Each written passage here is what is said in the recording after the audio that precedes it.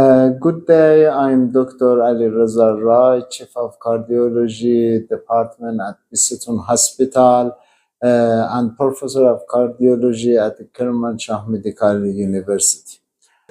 Today, I will be presenting data effect of the obesity paradox and in hospital and 1 year outcome in patient with STElevation myocardial infarction based on data from STElevation registry. As you know, acute myocardial infarction is a costly condition and remains one of the leading causes of morbidity and mortality worldwide. STElevation is most severe form of MI according to 35% of cases and associated with the highest mortality risk. Obesity is increasingly recognized as a major contributor to the cardiovascular risk factors, including diabetes mellitus, hypertension, and hyperlipidemia.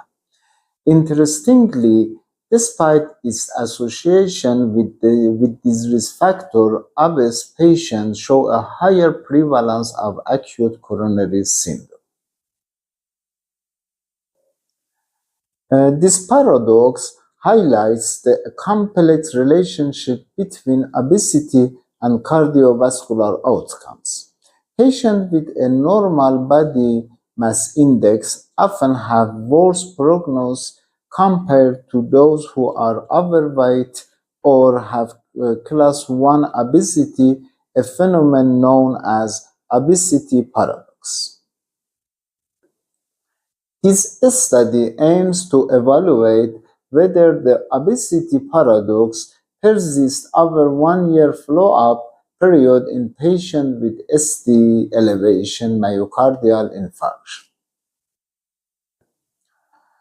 This study was conducted as part of Kermanshah STElevation Myocardial Infarction Registry at Imam Ali Hospital. Imam Ali Hospital is a major hospital medical center located in western of Iran, serving approximately 2 million patients annually. Most of them are Kurds in race. All patients who met inclusion criteria between July and 2017 and May 2019 were selected to participate in this study. The total number of patients was 2,397. Inclusion criteria for this study were: 1. Definitive diagnosis of STElevation myocardial infarction. 2. Age over 18 years old. 3. Provision of written informed consent. Patients with life-threatening comorbidities such as advanced cancer, chronic kidney disease, and liver cirrhosis were excluded from this study. Finally, 2,397 patients were enrolled in this study.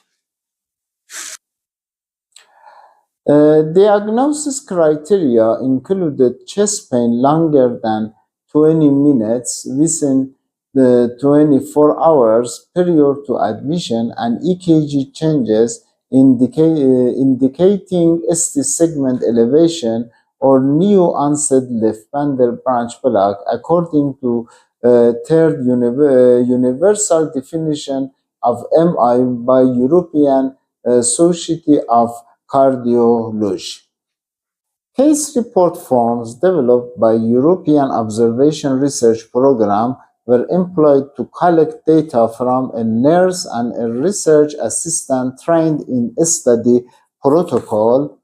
In addition, data were adjusted according to the European Observation Research Program. Patients were categorized based on their body mass index according to a standard classification. BMI below 18.5 was considered underweight, BMI between 18.5 and 24.9 were considered a normal weight. BMI between 25 and 29.9 were considered as overweight. BMI between 30 and 34.9 was considered as class 1 obesity. BMI over 35 was considered as class 2 obesity. Patients were invited for follow-up every 6 months for a total duration of 1 year. Both in hospital and 1-year outcome were evaluated. In hospital, outcome included recurrent MI, stroke, death, and need for repeat PCI following primary PCI or CABG. 1-year outcome included recurrent MI, stroke, heart failure, and cardiovascular death. Data were analyzed using descriptive statistics, including mean and standard deviation, one-way analysis of variance, and chi-square and Fisher test as appreciated odds ratio and 95% confidence interval were calculated to assess associations. A p-value less than 0.05 considered statistically significant. The study protocol approved by Research Ethics Committee of Kermanshah Medical University. Among the 2,397 patients included in the study, about 1.79% were underweight, about 38% were normal weight, about 43% were overweight, about 13% was classified as class 1 obesity, and about 2.5 considered as class 2 obesity. As you can see in table, underweight patients were significantly more likely to be older, male, and a smoker, and majority of them received thrombolytic therapy. Patients with class 1 obesity were more likely to have diabetes, hyperlipidemia, and elevated triglycerides. In contrast, patients with class 2 obesity were more likely to have hypertension, increased LDL, and elevated hemoglobin.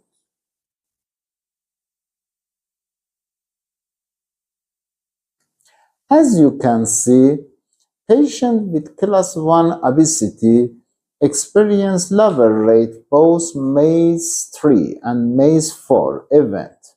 MACE-3 includes myocardial infarction, stroke, and death, while MACE-5 encompasses death, MI, stroke, heart failure, and unstable angina. Additionally, both class patients, the class 1 and class 2 obesity patients, show increased rates of repeat PCI following primary PCI. As you can see, patients with class 1 obesity had a significant lower rate MACE-3 and MACE-5 events based on odds ratio. However, patients in class 1 and class 2 obesity had a higher rate incidence of PCI following initial primary PCI. As shown in this table, cardiovascular complications and events are compared across different weight subclasses. In this table, in hospital cardiovascular deaths, MACE-3 and MACE-5 are compared between subgroup of weight based on p-value. This table presents a comparison between several studies with my study. In my study, about the 59% with STElevation myocardial infarction was classified as overweight and class 1 and class 2 obesity. We studied approximately 2,397 patients with STElevation myocardial infarction. Patients with classic obesity had a lower cardiovascular death, fewer MACE at 1 year. This difference remains significant after excluding patients with cancer, renal, and liver disease. We compared our study with several another studies.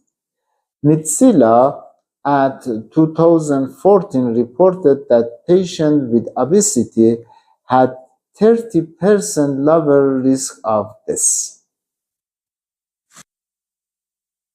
However, Sandeep showed no significant difference in hospital mortality between patients with normal BMI, overweight, and class 2 obesity. Multiple studies showed that patients with class 2 obesity exhibit threshold effect. That's meaning that BMI over 35 may reverse protection benefit of mild obesity. Excess energy reserves that protection in class 1 obesity appear to lose their effect in more severe obesity. This MACE-3 and MACE-5 were increased significantly in class 2 obesity patient in comparison with class 1 patient. In other words, while mild obesity may have protection effect, but class 2 obesity is harmful. This slide shows that the patient with class 1 obesity demonstrated protective effect, including lower rate of death, MACE-3 and MACE-4 based on odds ratio. Extreme obesity may be associated with adverse effect on hemodynamic, cardiac anatomy, and function such that more blood volume required to perfuse growing adipose lymph will increase cardiac output and workload. The fact that the lower unadjusted this rate and composition MACE event in class 1 obesity subgroup compared to normal BMI subgroup disappear after multivariable adjustment is great interest. This finding strongly suggests that unadjusted association of lower death and MACE events with class 1 obesity is explained by effect of confounding factors such as young age or severe medical condition. In my study, class 1 obese patient were 7 years younger than normal weight subgroup. Thus, protective effects that have been attributed to mild obesity may not actually exist and may be a result of unmeasured confounding. A key strength of this study is that it represents the largest registry in western of Iran. I hope we can replicate this registry with multiple large registries in around the world. Thank you for your attention.